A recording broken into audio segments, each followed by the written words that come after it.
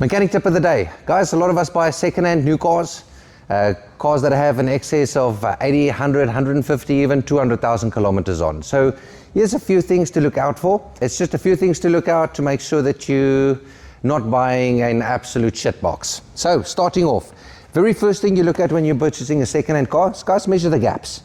Yes, we don't know what the exact millimeters of it is. Are these panels lined up? You come to the back of the door. Are the panels lining up? When you strike your hand over it, does it go over smoothly? Same goes for each one of the gaps that you see in the panels. Does this side gap even to this side? If it's not even, then you know this car has been in an accident at some point or another. Yes, when you buy a second-hand car, there's a high likelihood it's been bumped on the bumper or had a little bump at some place or another. What you're looking for is the quality of work they used to repair it. So, go over all the panels, make sure everything lines up nice and neat, and there's no obvious massive gaps or massive misalignments in the cars. Second one is tires. Guys, tires are very expensive.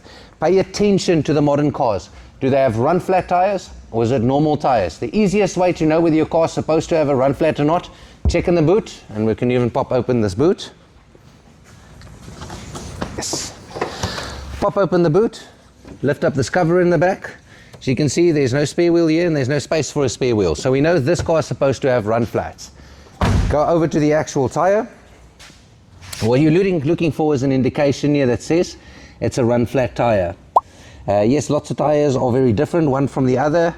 And in this particular case on this car, this is not a run flat tire. So, you know, be careful. A set of run flat tires on a car like this will cost you somewhere between 12 and 18,000 Rand for a set. If there is no option for a run flat tire or you cannot afford it, make sure that you buy a spare, chuck it in the boot, and remember you're going to give up your space. The very next one is inside the car. Hop on into the passenger seat. You start up the vehicle, immediately look at the dashboard and seek any errors that you can see here. We can see here that it's got a light burning at the moment. It's probably because the bonnet's open. In a BMW, you press menu, go down to vehicle information, vehicle status, and all the way to the bottom. See a door open, and bonnet open, no other errors. That's your first indication that generally the car seems to be healthy. Again, it's not a foolproof, it's just a basic indication. Also observe the general car interior, if it's neat, if there's any big gashes, scrapes, panels that's not lining up, it'll tell you if someone's had their fingers in this before and whether the person that had the car prior to you has looked after it. Also observe the roof lining. Roof linings tend to hang after about 10 years. It's about 5 grand to replace a roof lining.